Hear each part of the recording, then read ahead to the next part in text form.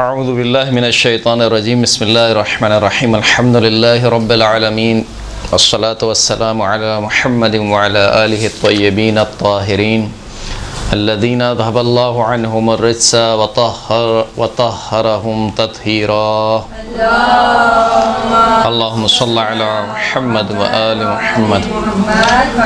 واللعنۃ الدائمۃ علی اعدائہم اجمعین اما بعد۔ گفتگو ہماری چل رہی تھی توضیح مسائل کے وضو کے احکام میں، اور مسئلہ یہاں تک پہنچا تھا کہ اگر ایک شخص کو خدا نخواستہ ایسی بیماری ہو کہ اس کا پیشاب نہ رکتا ہو یا اس کا فضلہ نہ رکتا ہو تو وہ اپنی نمازوں کو کیسے بجا لائے۔ مسئلہ نمبر 309 سے غالباً ہمیں دوبارہ پڑھنا، یعنی جو نیا ہمارا درس ہے وہ مسئلہ نمبر 309 سے شروع ہو رہا ہے۔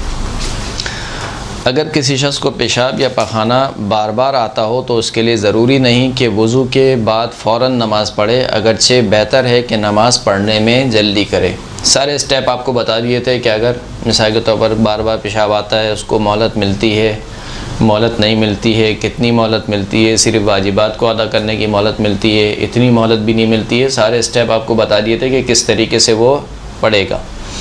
اب اگر ایسا شخص ہے کہ جس کو بالکل بھی مہلت نہیں ملتی ہے، یعنی یہاں وہ وضو کرتا ہے وہاں اس کا وضو کیا ہوتا ہے، باطل ہو جاتا ہے، یعنی یا تو پیشاب کے قطرے آ جاتے ہیں خدا نخواستہ، یا مثال کے طور پر فضلہ وغیرہ آ جاتا ہے، تو ایسی صورت میں اگر وہ شخص وضو کر رہا ہے تو اس کے لیے وضو کے بعد فوراً نماز پڑھنا ضروری نہیں ہے، بلکہ بہتر یہ ہے کہ وضو کے بعد فوراً نماز پڑھ لے۔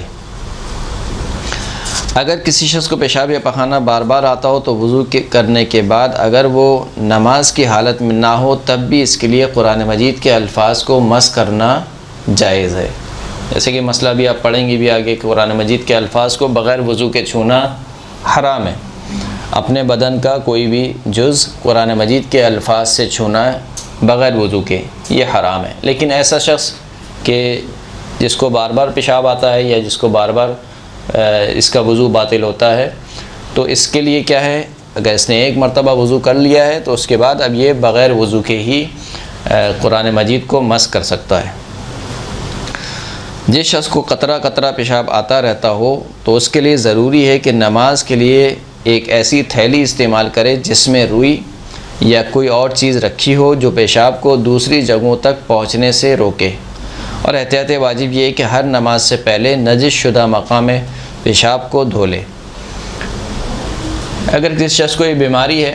تو اس کے لیے ضروری ہے کہ وہ کوئی بھی ایسا انتظام کرے۔ اب انہوں نے تھیلی کی ایک مثال دی ہے، اصل مسئلہ یہ ہے کہ وہ کوئی بھی ایسا انتظام کرے کہ اس کی نجاست پھیلنے نہ پائے،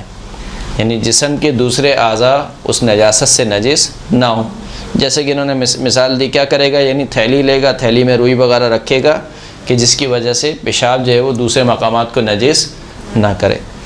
اور نماز سے پہلے احتیاط واجب یہ ہے کہ اپنے مقام پیشاب کو کیا کرے، پاک کرے۔ علاوہ ازیں جو شخص پخانہ روکنے پر قادر نہ ہو اس کے لیے ضروری ہے کہ جہاں تک ممکن ہو نماز پڑھنے تک اپنے فضلے کو دوسری جگہوں تک پھیلنے سے روکے، اور احتیاط واجب یہ ہے کہ اگر باعث زحمت نہ ہو تو ہر نماز کے لیے مقعد کو دھوئے۔ جس طریقے سے مقام پیشاب کو پاک کرنا یعنی اس کو دھونا ضروری تھا احتیاط لازم کی بنا پر، احتیاط واجب کی بنا پر، اسی طریقے سے احتیاط واجب کی بنا پر ہر نماز سے پہلے